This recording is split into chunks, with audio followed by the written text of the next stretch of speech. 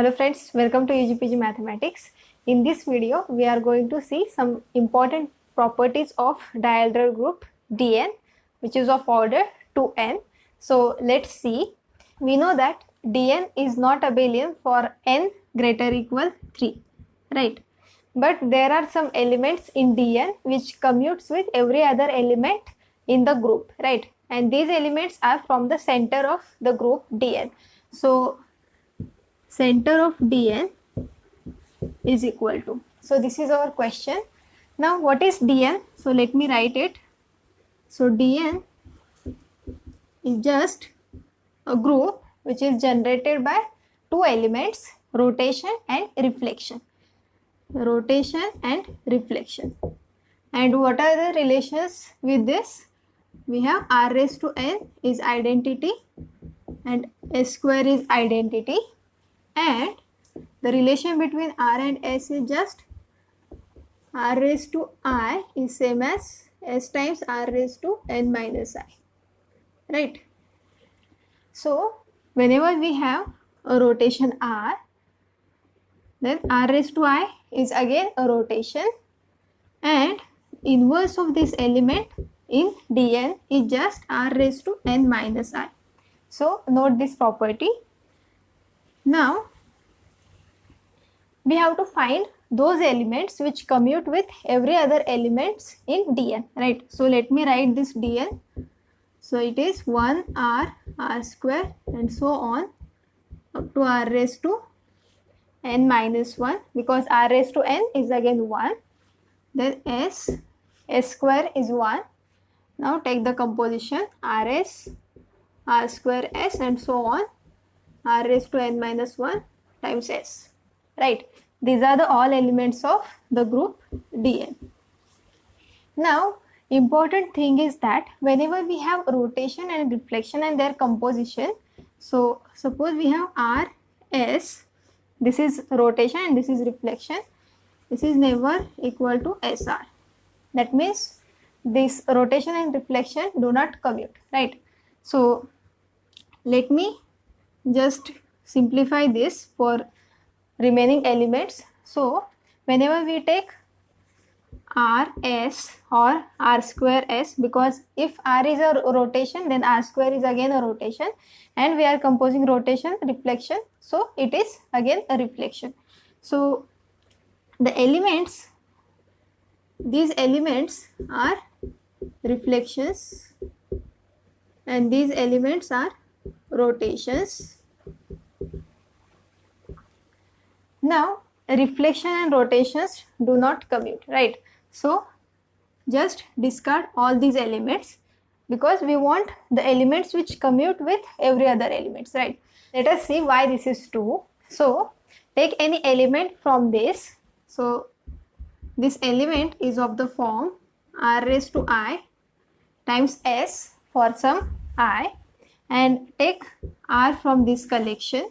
Then we will show that these two elements do not commute. So that means r times r raised to I s is not equal to r raised to I times s times r, right?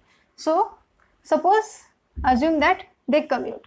That means r times r raised to I s is equal to r raised to I s times r. Then just simplify this. So this is just r raised to 1 plus I times s, which is same as, now apply the relation here. So this is just equal to s times r raised to n minus I times r, right? Now simplify this. So this is just plus 1. Now apply the same definition here also. We have, this is just s times n minus of I plus 1, right? Now simplify this. So we have r raised to n minus I minus 1 is same as r raised to n minus I plus 1, right? So this gives us r square is equal to 1, right?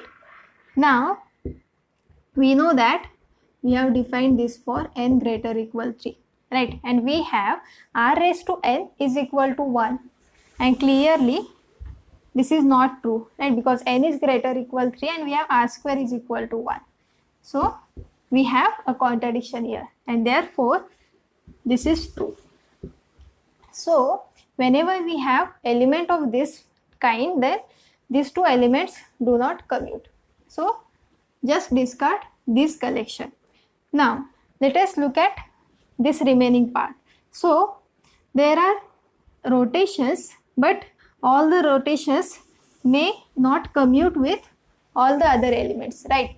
So we just have to check which of these elements commute with other elements. So take the general element as say r raised to j, right?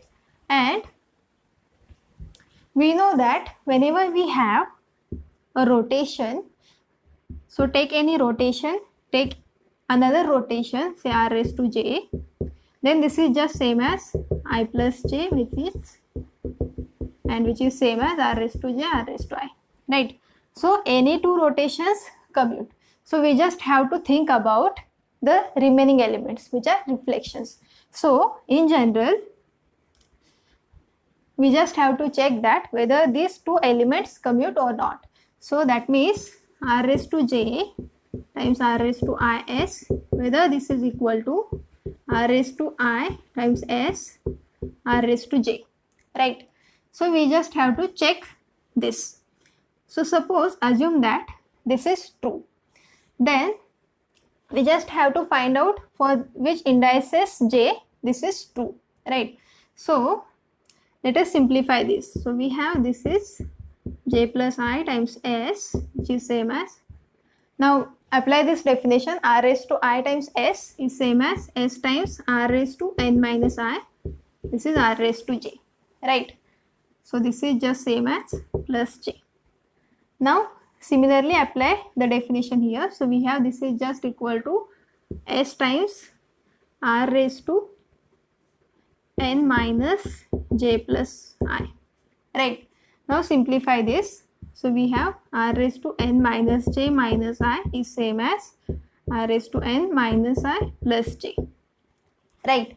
So we have r raised to minus j is same as r raised to j, and this gives us r raised to 2j is equal to identity, right?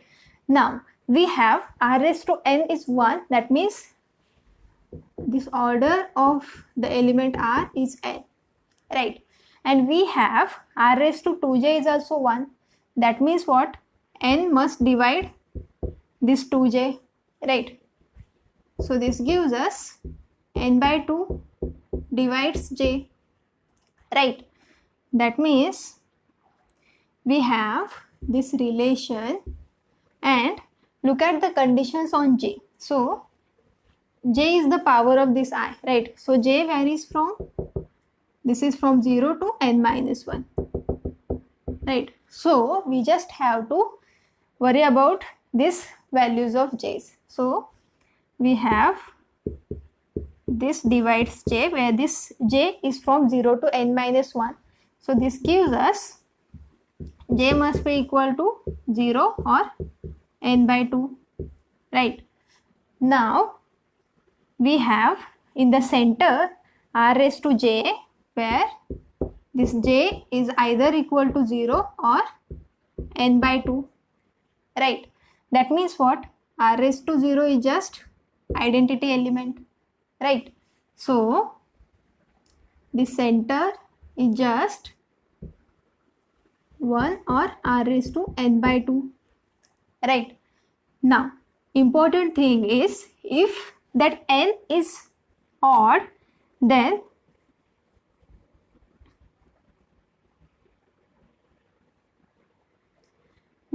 if that n is odd, then this n by 2 does not make sense, right?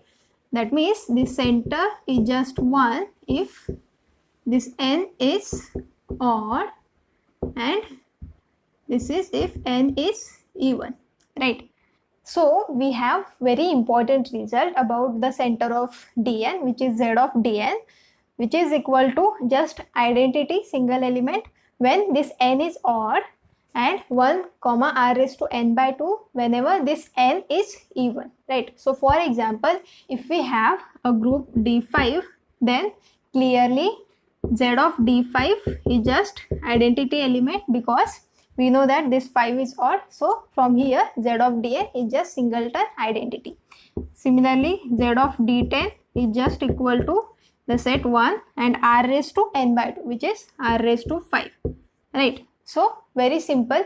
If we know this Z of Dn for n even and n odd, then we are done.